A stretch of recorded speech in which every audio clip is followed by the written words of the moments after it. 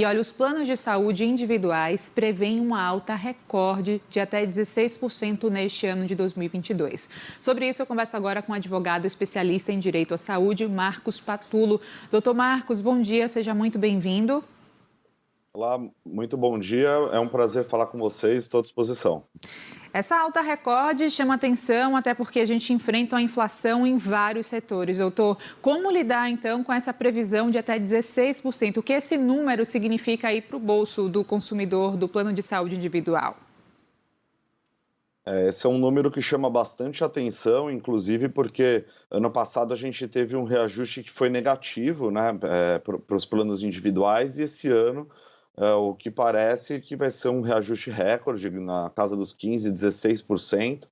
E esse índice preocupa, porque o reajuste dos planos individuais, ele acaba sendo uma referência para a gente saber o que vai acontecer no mercado a título de reajuste, porque é uma coisa são o reajuste dos planos individuais, que é esse que a ANS vai divulgar em breve, que ele aplica apenas para os contratos individuais, aquele contrato que a pessoa física contrata direto com a operadora, que acaba sendo uma minoria dos contratos que existem no mercado. A grande maioria dos contratos são planos coletivos, seja planos coletivos por adesão ou planos empresariais.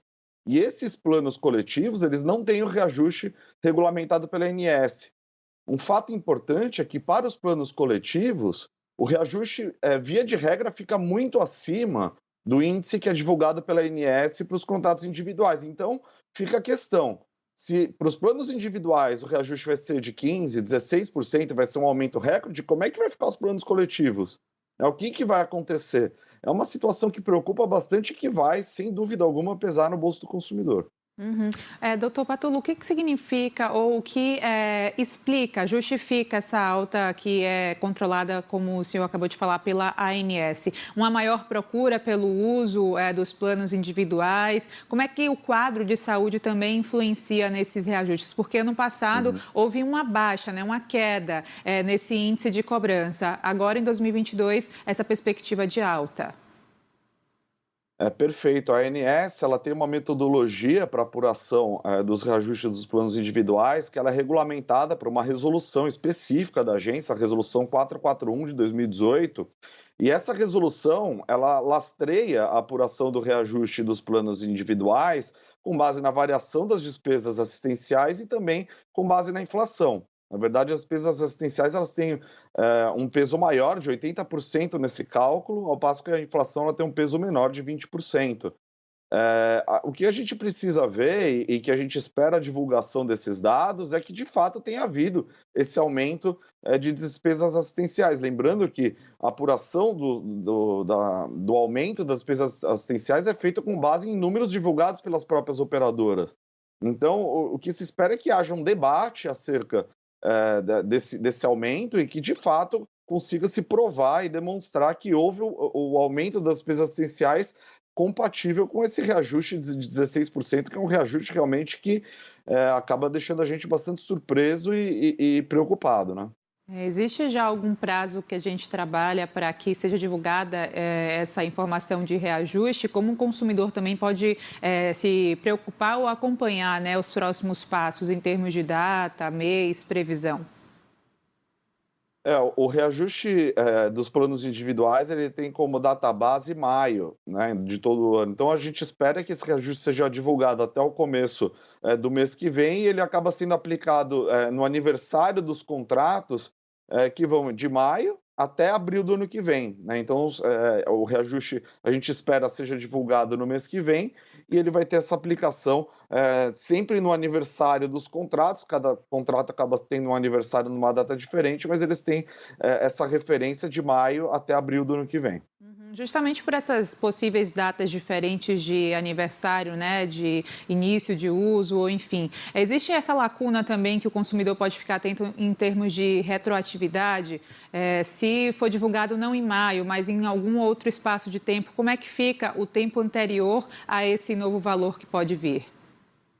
É perfeito, a pergunta é ótima e gera bastante dúvida nos consumidores, porque se o reajuste não for divulgado em maio, for divulgado, por exemplo, em junho, os contratos que tiveram aniversário antes dessa divulgação, eles vão ter um mês de cobrança retroativa desse reajuste e assim vai, né? Então, de fato, é um ponto que o consumidor tem que ficar atento e sempre olhar no boleto, porque essas informações normalmente são divulgadas e comunicadas pelas operadoras, seja no próprio boleto de pagamento ou até numa comunicação apartada. O ideal seria que fosse feito um esclarecimento, uma comunicação específica para o consumidor não ficar com dúvida. Uhum. Agora, doutor, falando de possibilidade do consumidor, através do direito do consumidor, né, da legislação que protege, então, quem consome qualquer tipo de serviço, no caso agora de planos de saúde, quais são as maiores jurisprudências que a gente pode citar em termos de um consumidor se sentiu lesado, procurou um especialista como o senhor, por exemplo, e recorreu, e há muita margem para o consumidor sair vitorioso em algum caso de lesão em termos de consumo?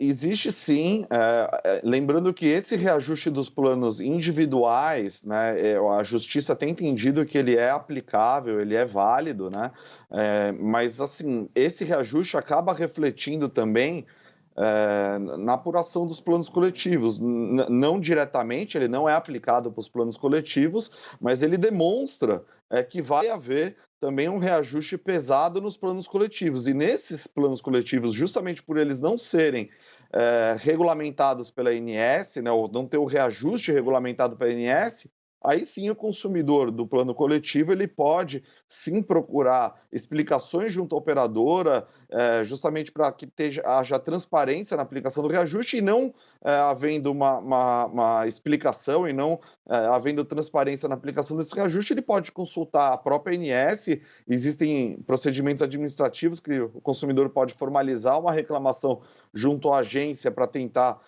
o esclarecimento desse reajuste ou procurar um advogado e ir para a justiça, porque de fato, se não houver transparência na aplicação do reajuste, existe sim jurisprudência no sentido de que o reajuste ele acaba sendo considerado abusivo, mas tudo depende de uma análise caso a caso, lembrando que os planos coletivos eles têm cada um uma realidade, né? Então é necessário justamente analisar o caso específico daquele consumidor para poder opinar se é possível questionar ou não na justiça.